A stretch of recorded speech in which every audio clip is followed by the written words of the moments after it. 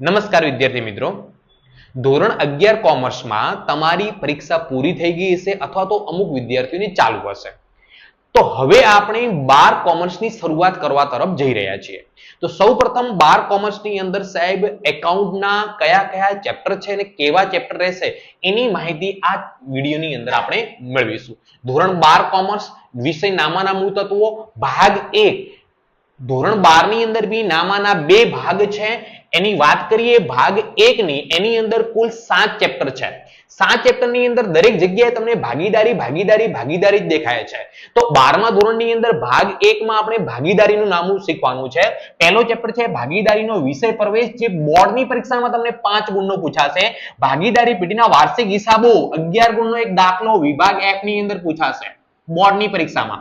પાઘડીનું મૂલ્યાંકન તમારો 7 ગુણનો ગુણભાર રહેશે. ભાગીદારીનું પુનર્ગઠનમાં 6 ગુણ પૂછાશે બોર્ડની પરીક્ષામાં. ભાગીદારીનો પ્રવેશમાંથી 8 ગુણનો દાખલો પૂછાશે વિભાગ E ની અંદર અને 2 MCQ અથવા હેતુલક્ષી પ્રશ્નો કરીને 10 ગુણનું પૂછાશે.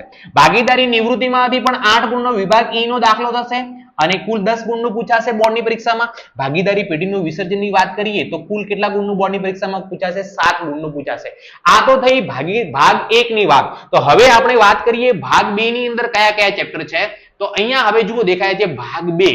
ભાગ 2 ની અંદર કુલ 6 ચેપ્ટર છે. 6 ચેપ્ટર ની અંદર પહેલા ચેપ્ટરનું નામ છે શેર મૂડીના વ્યવહારો. તો આની અંદરથી બી એક 8 ગુણનો વિભાગ E માં બોર્ડની પરીક્ષામાં દાખલો હશે ને હશે.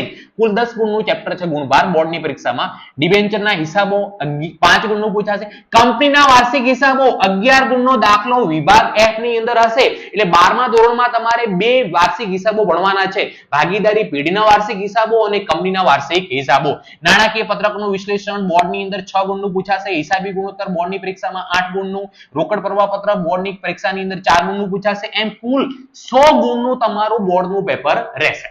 ઓકે, હવે સાહેબ અમારે એકાઉન્ટની તૈયારી કરવી કેવી રીતે? આમાં તો કઈ ખબર પડતી નથી. તો વિદ્યાર્થી મિત્રો ચિંતા કરવાની જરૂર નથી. ધ એક્સપર્ટ એકેડમી તમારા માટે લઈને આવી રહ્યું છે સુપ્રીમ બેચ બોર્ડ 2026, જેની અંદર ગુજરાતનો કોઈ પણ વિદ્યાર્થી અહીંયા ધ એક્સપર્ટ એકેડમી સાથે ભણી શકે છે.